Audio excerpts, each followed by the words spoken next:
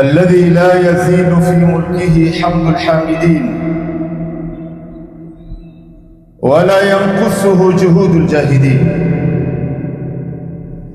والحمد لله الذي لا تنفعه طاعة من أطاع ولا تضره معصية من عصاه. والحمد لله الذي لا يزيد في ملكه شكر من شكر ولا يقصره كفر من كفر. فمن شكر فإنما يشكر لنفسه ومن كفر فإن الله غني حميد. نحمده حمد الشاكرين، حمد اللاجئين، حمدا يليق بذاته العلية. لا نحصي ثناء عليك أنت يا رب كما أثنيت على نفسك. خلقنا من عدم وأسبغ علينا وافر النعم، كبرنا من صغر، أطعمنا من جوع، سقانا من ظمأ، كسانا من عري، رفعنا من ذلة، كثرنا من قلة، علمنا من جهالة، هدانا من ضلالة، حبب إلينا الإيمان وزينه في قلوبنا وكره إلينا الكفر والفسوق والعصيان. لا نحصي ثناء عليك أنت يا رب كما أثنيت على نفسك. اللهم أنت أحق من ذكر وأحق من عبد وأنصر من ابتغي وأرأف من ملك وأوسع من أعطى.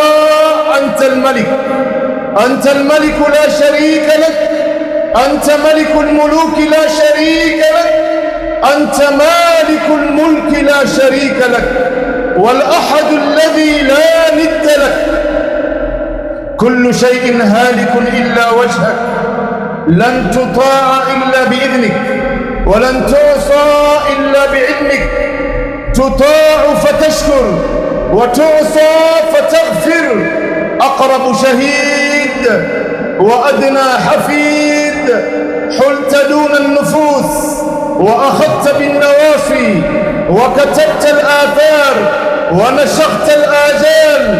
فالقلوب لك مفدية والسر عندك علانية. فالحلال ما أحللت والحرام ما حرمت والدين ما شرعت. فالخلق خلقك والعبد عبدك والحكم حكمك والأمر أمرك، وأنت الله الرؤوف الرحيم.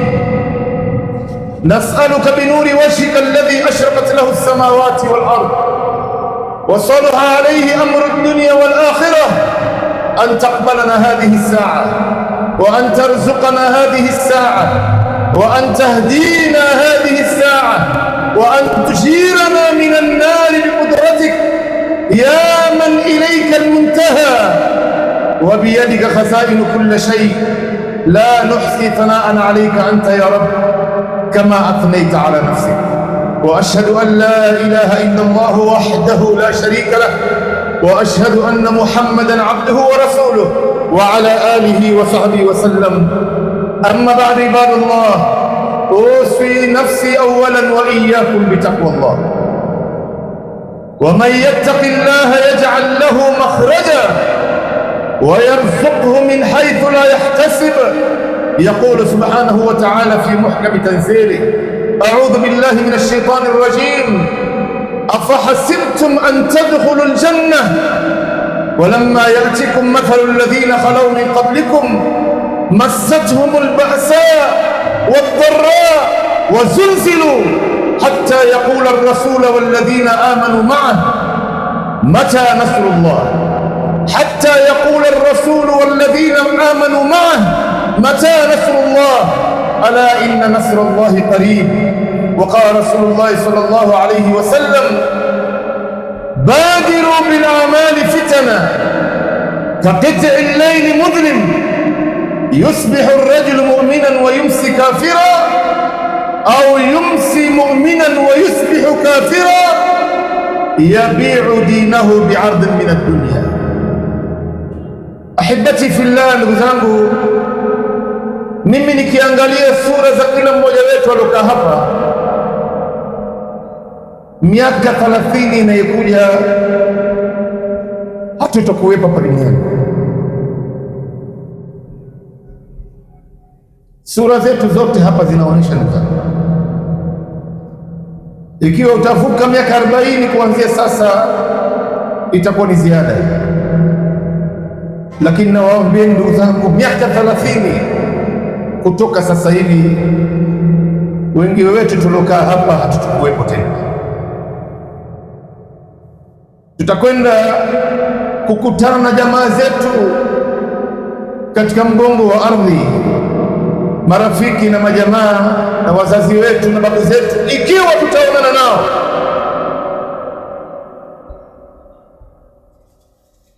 Na baada ya kila mmoja wetu kuondoka hapa duniani, wale ambayo watakayekumbuka wewe ni wachache sana. Leo nani miongoni mwetu ambaye anawakumbuka babu zetu, nyanya zetu, wazee wetu, mandugu zetu? Illa man rahima Allah. Hata kujua, ndugu yangu, hii nyumba ambayo unaishi ndani yake itakuja kuishiwa na watu wengine, itamilikiwa na watu wengine. Hii mali ambayo uko nayo sasa hivi, ambayo umepewa kwa muda maalum, itakuja kumilikiwa na watu wengine, na saa nyingine watafuja, wataigombania, na miaka na vikaka itakuwa ndani ya matatizo. Na mke wako ambao umpendaye huyu atakuja kuolewa na mwanamume mwingine. Mimi na wewe baada ya kuondoka, siku ya kuondoka kwetu na siku ya kuzikwa kwetu, kabla ya siku ya Kiyama, yatakayefuata ni majuto. Lakini majuto yenyewe haitomsaidia mtu wetu, na Mwenyezi Mungu Subhanahu wa Ta'ala amezitaja majuto haya katika Qur'ani katika aya 3 tofauti tofauti. Majuto ya kwanza ni katika surati Al-Mu'minun, aya nambari 100, aya nambari 99. Mwenyezi Mungu anasema, hatta idha jaa ahadahum al-maut qala rabbi irji'un la'alli a'malu salihan fima tarakt kalla. Yani mmoja wenu atakapokuwa mauti imeshamfika, sasa ndo atamwambia Mwenyezi Mungu, ya Allah, nakuomba ya Allah, unirudishe kidogo tu duniani nikafanya yale matendo mema ambayo niliyaacha nyuma. Nimeacha mambo mengi huko nyuma sikuyatekeleza kisawasawa. Naomba unirudishe nikaswali salati al-fajri kwa jamaa msikitini. Naomba unirudishe nikasome Qur'an. Naomba unirudishe nikafanya ibada ya haji, nilikuwa na uwezo lakini sikuona umuhimu. Naomba ya Allah unirudishe kidogo tu. Mwenyezi Mungu Subhanahu wa Ta'ala atamwambia pale pale, kalla, hiyo ni jambo haiwezekani. Ni maneno tu ambayo unaongea wewe, lakini haiwezekani kufanya. Majuto ya pili ni katika surati Al-Munafiqun, aya nambari 10. Mwenyezi Mungu Subhanahu wa Ta'ala anasema, wa anfiqu mimma razaqnakum min qabli an ya'tiya ahadakum al-maut fayaqula rabbi lawla akhartani ila ajalin qarib فأصدق وأكن من الصالحين ولن يؤخر الله نفسا إذا جاء أجلها والله خبير بما تعملون. Toeni katika mali zenu hizi, ndugu zangu, kabla mmoja wenu hajafikwa na mauti. Akamwambia Mwenyezi Mungu, na kuomba ya Allah unicheleweshe kidogo, na kuomba unicheleweshe kidogo tu, ili niende nikatoe sadaka, nikatoe zaka, nikainua maisha ya watu, nikawasaidia watu. Lakini hili ni jambo ambalo haiwezekani. Majuto kama haya hayatomsaidia mtu. Utalia machozi rangi nyekundu isikusaidie. Sasa ndo wakati wako ndugu yangu, Lakini majuto iliyokuwa nzito zaidi katika hizi aya tatu ndani ya Qur'an ni katika surati al-Fajr aya nambari 24. Na watajieni hizi aya ndugu zangu na sura, ili ukitoka hapa rudi nyumbani ukafungue tafsiri ya Qur'an katika surati al-Mu'minun aya nambari 99, ufungue katika surati al-Munafiqun aya nambari 10, na ufungue katika surati al-Fajr aya nambari 24. Haya majuto hayatakusaidia ndugu yangu. Sasa ndo wakati wako ambao umepewa huko duniani. Binadamu atasema yaqulu ya laitani qaddamtu li hayati, ya laiti wallahi ningetanguliza matendo mema katika uhai wangu, na mimi sikuyafanya haya. Hizi majuto zote haitomsaidia mtu kitu, na wala hatopewa nafasi. Mimi na wewe ndugu zangu tuko duniani hapa, hii ni nafasi yetu ya dhahabu, itumie sawa hii. Usifanye mambo ya mchezo humu ndani, unadharau baadhi ya mambo, baadaye itakuja kwa majuto, lakini haitokusaidia kitu. Sasa ndio wakati wenyewe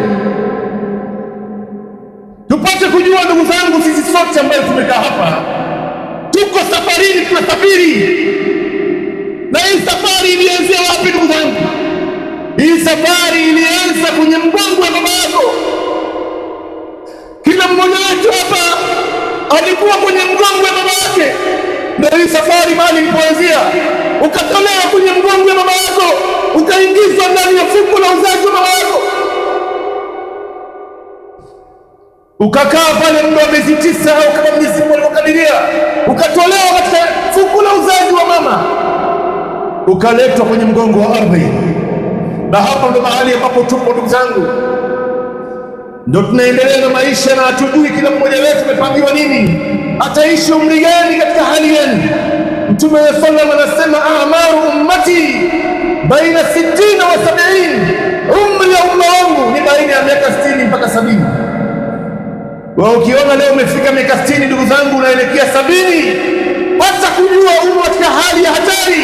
Tahadhari, chukua tahadhari, fanya yafanyalo ambao unatakana uyafanye kabla wakati haijakukata. Ukiona wewe umevuka miaka 70 unaenda miaka 80, hii ni ziada umepewa, na wengi wetu hatutofikia huko ndugu zangu. Na baada ya kuwa hapa, tutarudishwa, tutaingizwa katika matumbo ya ardhi, na hii matumbo ya ardhi ndio ambayo itakayekuwa paa ya maisha yetu, ambayo itakuwa ndio maisha marefu katika uhai wa binadamu kabla ya siku ya Kiyama. Sasa hivi tukiangaliana hapa ndugu zangu, ile maisha ambayo sisi wengi wetu hapa tumeshaishi ni nyingi kuliko ile ambayo imebakia. Upate kujua hiyo ndugu yangu, usijione bado ni kijana sana. Ile ambayo umeshatumia ni nyingi, yalobaki kuishi hapa duniani ni chache sana, imebakia ndugu yangu, chache.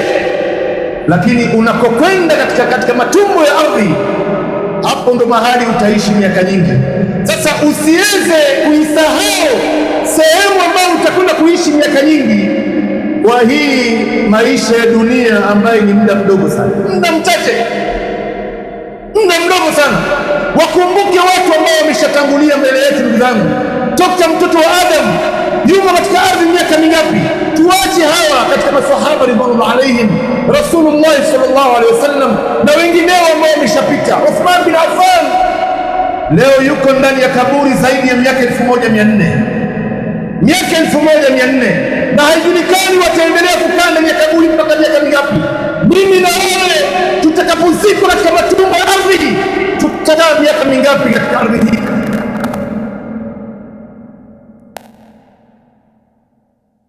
Kwenye kitabu chake Ad-Da'u wad-Dawa liman sa'ala an dawa'i shafi, tabda min dhahri al-ard ila batni al-um, wa min batni al-um ila dhahri al-ard, wa min dhahri al-ard ila batni al-ard, wa min batni al-ard ila yawm al-'ard.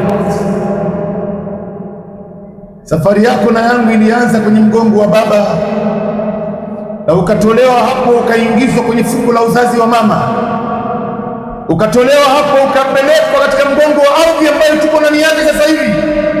na baadaye utaingizwa kwenye matumbo ya ardhi, na hapo ndio itakuwa ni paa yako. Hii dunia ambayo tunaishi juu yake, hata kujua ndugu yangu, itakwenda kuwa ni paa yako ambayo itakuwa imekufunika wewe mpaka siku ya Kiyama. Kisha baada ya matumbo ya ardhi, ila yaumi al-ard, utatolewa hapo wewe na mimi, ndugu zangu, tutakwenda katika siku ya maonyesho. Hii ndo siku ya maonyesho, ndugu zangu, na mwisho wake wa fi nihaya imma ila aljanna wa imma ila an-nar. Pata kujua ndugu yangu, safari yako ya mwisho mahali itakwenda kuishia ni imma utakwenda peponi au utaingizwa ndani ya moto wa Mwenyezi Mungu. Sasa wewe jiulize ndugu yangu, hii hali ambayo uko nayo hapa sasa hivi, haya matendo ambayo unayafanya ni matendo ya watu wa peponi ama ni matendo ya watu motoni? Wewe leo utafariki sasa hivi, wewe ni mtu peponi au mtu motoni? Kila mara jiulize haya ndugu zangu. Ndio unaona jambo la huzuni iliyokuwa mzito kuliko zote ndugu zangu. Anasema Imamu na Shafi'i, shay'an yahzunan, kuna mambo mawili ambayo yanahuzunisha kwa kweli. Kama kuna huzuni duniani, basi ni haya mambo mawili. Ar-rajul lam yadkhul al-masjid illa fi janaza, mtu ambaye hajawahi kuingia msikiti, hajawahi kuingia msikitini isipokuwa aliingizwa akiwa ndani ya jeneza. Kama kuna huzuni ndio hapo ndugu zangu. Wa mra'atun lam tastur nafsaha illa fi kafan, na mwanamke ambaye hajawahi kusitiri mwili wake isipokuwa alikuja kustiriwa na sanda wakati alipokuwa anaondoka duniani. Ndugu zangu, sisi sote hapa tujipime matendo yetu ya akhera, na hii dunia tumeipa kipaumbele gani katika maisha yetu? Ikiwa wewe leo unaenda kazini kabla ya wakati, time ya kazi haijafika, utakana kazini saa 2, saa 1:30 ushafika mlangoni, saa 2 kasorobo uko mlangoni, kwa sababu unaogopa nikichelewa kidogo hali yangu inaweza ikaniletea matata hapa. Unakwenda kazini kabla ya wakati. Ikiwa wewe leo unasafiri kwa ndege, unakwenda kiwanja cha ndege kabla ya ndege kuondoka masaa 2 au 3, kabla ya ndege kuondoka. Ikiwa wewe leo ni mgonjwa, unakwenda hospitalini kabla daktari mwenyewe hajafika hospitalini, wewe ndio mtu wa kwanza kufika pale. Lakini leo unalala, salati al-fajr inakupita, umeacha majukumu yako, hauna nafasi ya Qur'ani katika maisha yako. Alafu ukiulizwa unasema kwa kweli mimi nina usingizi mzito, mimi nina usingizi mzito katika maisha yangu. Mbona wakati mambo yako ya dunia yako uko na usingizi mzito ndugu yangu? Si kwamba una usingizi mzito. Mwenyezi Mungu anasema bal tu'thiruna alhayata ad-dunya. Hii ndio uhakika wa mambo ndugu zangu. Nyinyi umeifadhilisha uhai wa dunia kuliko uhai wa akhira. Hii ndio uhakika, hata kama utatoa visingizio 100, 1000, milioni, wewe mwenyewe unajijua vizuri sana ndugu zangu. Ramadhani imeondoka ndugu zangu, nini ambayo imebakia? Kilichobakia ni msikiti, haijafungwa bado. Ramadhani imeondoka, nini ambayo imebakia nyuma? Ni Qur'ani, haijafutwa bado. Ramadhani imeondoka, nini ambayo imebakia nyuma? Ni sadaqa, hii bado haijafungwa mlango wake. Ramadhani imeondoka, nini ambayo imebakia? Ni babu tauba maftuhatun, mlango wa tauba haijafungwa milango yake kwa kuona mimi yangu. Ramadhani imeondoka, nini ambayo imebakia nyuma? Ni matendo mema ambayo ilikuwa tunayafanya katika mwezi wa Ramadhani bado inaendelea. Kama ni swala 5 zinaendelea, kama ni saumu za sunna, saumu ya 6, saumu za Jumatatu na Alhamis, ayyamul bid zinaendelea. Qiyamul layl, tarawih haikuwa mwisho, qiyamul layl bado inaendelea. Ndugu zangu, Qur'ani bado ipo, nyaraka zake haijakuwa nyeupe bado.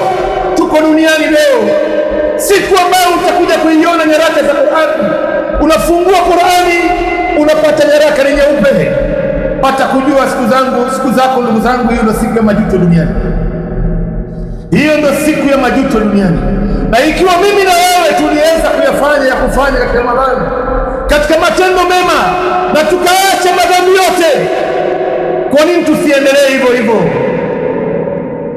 baada ya Ramadhani?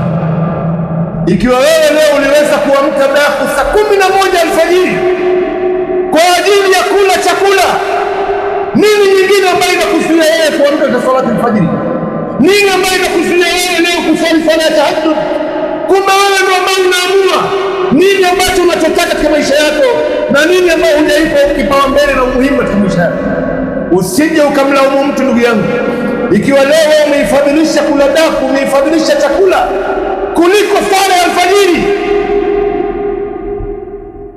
usije ukamlaumu mtu baadaye. Lawama ni yako wewe na hasara ni yako wewe. Mungu hafaidiki na mema ambayo unayafanya, faida ni yako wewe, na Mungu hadhuriki na maovu ambayo unayafanya leo. Ndugu zangu, ikiwa wewe ndani ya Ramadhani uliweza kuacha maovu yote, ni kitu gani ambayo ilikuzuia wewe usisikize mziki ndani ya Ramadhani? Kumbe unajua hiki kitu ni makosa, kumbe unajua ni haramu, hata bila kutajiwa aya, bila kutajiwa hadithi. Ni nini ambayo ilikuzuia wewe leo usicheze kamari ndani ya Ramadhani? Kumbe unajua hata bila kutajiwa aya wala hadithi. Ndugu yangu, uamuzi uko katika mikono yako. Ni nini ambayo ilikufanya wewe usiweze kuzini katika mwezi wa Ramadhani? Ni nini ambayo ilikufanya wewe ukakataa kusaini mkataba wa riba ndani ya Ramadhani? Bali linsanu ala nafsihi basira walau alqa ma'adhib. Binadamu anajua mwenyewe, ndugu zangu, hata kama ataweka nyudhuru, nimefanya hivi kwa sababu hivi, sijakuwa tayari, bado sijapata nafasi, bado niko busy. Lakini uamuzi kama ulivyoamua wewe ndani ya mwezi wa Ramadhani, inawezekana ukaamua kuendelea hivyo hivyo mpaka mwisho wa uhai wako. Na jambo lolote ikija kutokea, ikiwa utapinda, utakwenda kinyume, lawama itarudi kwako wewe. Usije ukamsingizia mtu hapa na siku moja tu. Ndio Mtume sallallahu alaihi wasallam anatuhimiza katika hadithi nyingi, kila mara tutembelee mahospitali, tutembelee makaburini, tutembelee jela, twende jela tukapate mafunzo maalum ya maisha hii dunia ni kitu gani katika maisha yetu. Unajua, wakati mwingine wewe unaona unafanya baadhi ya mambo unadharau, kwa sababu umepata hizi vitu vyote kwenye sahani ya chai. Hujawahi kupata tabu hapa duniani. Wenda ukimwona mtu ambaye ameikosa hiyo ulicho nacho wewe, ndio saa nyingine macho yako itafunguka na akili yako itafunguka. Tembea hospitalini, ndugu zangu, kaangalia watu wanapohangaika na afya zao. Leo kuna watu wako tayari kuinunua hii afya ambayo mimi na wewe tunaichezea. Wako tayari kuinunua kwa pesa, lakini hawezi kupata. Mimi na wewe tumepewa bure macho mawili, akili timamu, miguu ya kwenda na kurudi, nguvu za mwili, mapafu ya kupumua hewa, figo ya kusafisha damu, moyo ya kudunda damu, zote tumepewa bure. Nenda hospitalini hapa Kenyatta Hospital, ndugu zangu, kaangalia namna watu wanapohangaika na afya zao. Kama hujui umuhimu wa afya hii ambayo leo unaichezea, ambayo leo unaitumia kumuudhi naye Mungu, kuna watu wanaitafuta kwa pesa. Na watu mahospitalini hapa wamelazwa miguu juu, muda wa mwaka, miaka miwili, chakula yao inapitia kwenye pipe ndani ya pua yao, kwenye pua yao. Na ikiwa hujui umuhimu wa mtu kuwa hai. Tembelea makaburini hapa, nenda Kariakoo, nenda Lang'ata, ndio utajua uhai ni kitu gani katika maisha yako. Mtume sallallahu alaihi wasallam anasema, kuntu nahaitukum an ziyarati alqubur ala fazuruha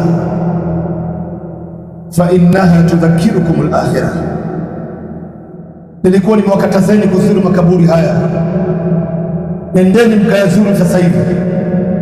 Unajua Uislamu ulipoanza, mtume alipopewa utume, kuna watu ambao walikuwa wanasilimu na bado itikadi yao ya zamani walikuwa nayo, wakienda kugaragara juu ya maiti, wakimwabudu maiti, wakifanya mambo ya ushirikina. Basi mtume akawakataza, akasema, kuanzia leo makaburi ya Baqi, watu wakishazikwa mlango unafungwa, hakuna mtu yoyote anaruhusiwa kwenda ziara pale. Lakini baada ya miaka zilipokatika, mtume alipoona imani ya maswahaba imeshakita, imani imekuwa ngumu, imani ya kisawasawa, imani iliyokomaa, ndio akawaambia, nilikuwa nimewakatazeni kuzuru makaburi haya, nendeni mkayazuru ili mpate kujua iko siku na wewe vile vile utakuja kuzikwa hapo. Nitawakumbusheni akhira. Labda wakati mwingine wewe unakwenda kuzika tu, mtu amefariki, unatoka, nenda ukakae pale muda wa saa nzima, ujikumbushe, ndugu yangu, iko siku mimi nitakwenda kuzikwa hapa, hali yangu itakuwaje? Haya matendo ambayo ninayofanya yatanisaidia vipi mimi? Na katika jambo ambalo ndugu zangu itakana tuyatembelee sana, tutembee majela hapa, twende Kamiti, twende Naivasha, twende Kodiaga, twende Shimo la Tewa, tukatembee tuwaone wafungwa ambao wamefungwa huko ndani, ambaye hawana uhuru nilionayo mimi na wewe. Ni uhuru wewe unaitumia vibaya, unainua mguu moja mbili, unakwenda kumuudhi Mungu wala ujali. Kuna watu hawana hiyo, wamefungwa miaka 10, wengine miaka 20, wengine wamefungwa maisha, wameshakata tamaa, wanaona hawawezi tena. Mimi na wewe wallahi tumepewa uhuru.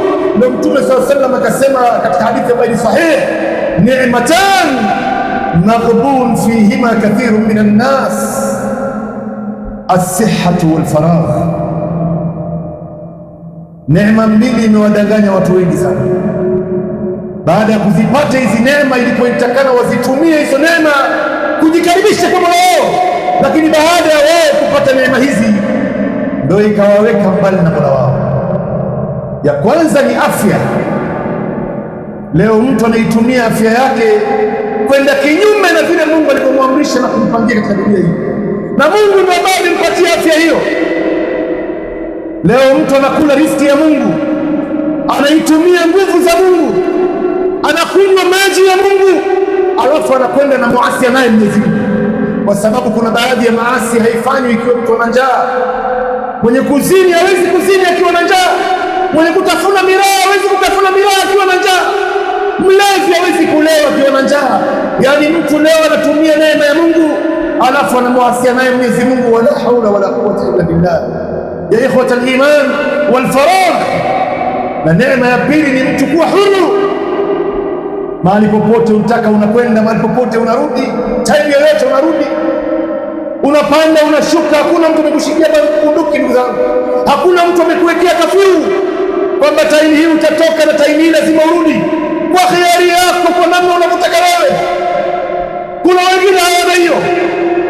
Mshukuru Mungu kwa neema hizi ndugu zangu. Hizi nafasi zinakuja katika maisha yetu, na saa nyingine haiwezi tena kurudi. Aqulu qawli hadha fastaghfirullah li wa lakum wa lisa'il muslimina min kulli dhanbin fastaghfiruhu innahu huwal ghafurur rahim wa huwal barrul karim. Innal hamdalillah wal 'aqibatu lil muttaqin wa la 'udwana illa 'alal zalimin. Wa ashhadu an la ilaha illa Allah wahdahu la sharika lahu wa ashhadu anna Muhammadan 'abduhu wa rasuluhu wa 'ala alihi wa sahbihi wa sallam. Amma ba'du, ibadallah, أوصي نفسي أولا وإياكم بتقوى الله. ومن يتق الله يجعل له مخرجا ويرزقه من حيث لا يحتسب. يقول سبحانه وتعالى: أعوذ بالله من الشيطان الرجيم أفحسبتم أن تدخلوا الجنة. Enyi waumini nyinyi, Mwenyezi Mungu Subhanahu wa Ta'ala anatoa changamoto kwenu nyinyi kwamba nyinyi mnafikiri, mnadhania kwamba mtaingia peponi hivi hivi tu. wala hatuoni bidii yoyote kwenye nyinyi, hatuoni msukumo yoyote kwenye nyinyi. Unafikiri pepo ni jambo rahisi? Ndugu zangu, pepo sio jambo rahisi. Kama ulivyojituma wewe katika mwezi wa Ramadhani, basi takana ujitume hivyo hivyo katika miezi mingine isiyo Ramadhani. Sisi wengi wetu hapa tunataka kuingia peponi katika njia rahisi sana, na ile hali ya kuwa tunalala katika salati alfajiri. Tunataka kuingia peponi na wajibu wetu tumeacha. Wewe leo ukiulizwa, kila mmoja wetu, kuna mtu ambaye yuko tayari kuingizwa motoni hapa? Hakuna ambaye yuko tayari. Wewe leo utaka kuingia motoni, ndugu zangu, kwa nini unashindwa kuacha madhambi ya siri ambayo unayafanya wewe? Wewe unafuta message kwenye simu yako, unafikiri Mungu hajui? Mungu anajua, ameshaona na malaika wanarekodi, na usiku inashuhudia kwamba ulifuta message kwenye simu yako ya madhambi. Halafu unatarajia mambo yatakuwa mepesi tu. Zangu, narudia hili swali, na nishawahi kuitoa hii swali hapa miaka za nyuma, na nawaulizeni tena ndugu zangu maswali mawili, na wakumbusheni, kwa sababu binadamu ni mwingi wa kusahau. Kila mmoja wetu alokaa hapa ana matendo yake mema ambayo anayafanya, na tumetofautiana kimatendo mema. Kuna wengine ambao wanafanya matendo mema zaidi ya wengine. Mwenyezi Mungu anasema inna sa'yakum la shatta, hakika matendo yenu mema yametofautiana. Kuna watu katikati yetu hapa wanaswali kuliko wengine. Kuna watu katikati yetu hapa wanafunga saumu za sunna kuliko wengine. Kuna watu katikati yetu hapa wanasoma Qur'ani kuliko wengine. Kuna watu katikati yetu hapa wanatoa sadaka kuliko wengine. Kuna watu katikati yetu hapa wanaamka tahajjud kuliko wengine. Kuna watu katikati yetu hapa wanamswalia Mtume kuliko wengine. Kuna watu katikati yetu hapa wanaomba dua kuliko wengine.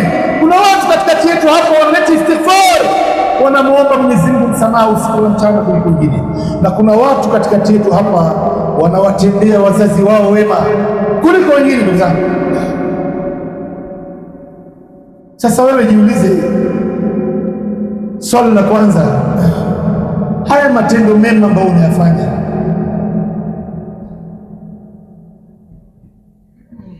Mwenyezi Mungu ameziridhia? Mwenyezi Mungu amezikubali? Au unafanya tu ionekane kwamba watu wanafanya? Leo Ramadhani imekwisha hii, Mungu ameridhia Ramadhani yako. Lakini swali la pili, tuchukue mfano ndugu yangu, leo ndio siku yako ya mwisho kuondoka duniani. Tukitoka hapa sisi wengine ndio itakuwa tunaagana, hatuna habari. Wakati mwingine unakutana na mtu, unasalimiana naye baada ya muda mrefu, umekutana naye msikitini, umekutana naye barabarani, umekutana naye katika baadhi ya mashughuli. Wewe unafikiri kwamba unasalimiana na yeye ni maamkuzi ya kawaida, umefurahi kumwona, kumbe mnaagana, ninyi wenyewe hamna habari. Baada ya dakika chache kutoka sasa hivi itakuja habari, fulani bin fulani ambaye tulikuwa naye katika khutbati Ijumaa, ambaye tulikuwa naye katika salati Ijumaa, ambaye tulikuwa naye mahali fulani, amegongwa na gari, ameondoka duniani, amepigwa risasi na majambazi, ameuawa hapo hapo, ameanguka akapiga kichwa chini akafariki hapo hapo. Mwingine amepatikana maradhi ghafla tu, amepelekwa hospitalini, hajulikana anaugua nini. Mambo yamekuishia hapo. Ndugu zangu, wenda tunaagana kwa baadhi yetu, sisi hapa hatuna habari. Sasa lau utaondoka duniani sasa hivi, ndugu yangu, sasa hivi,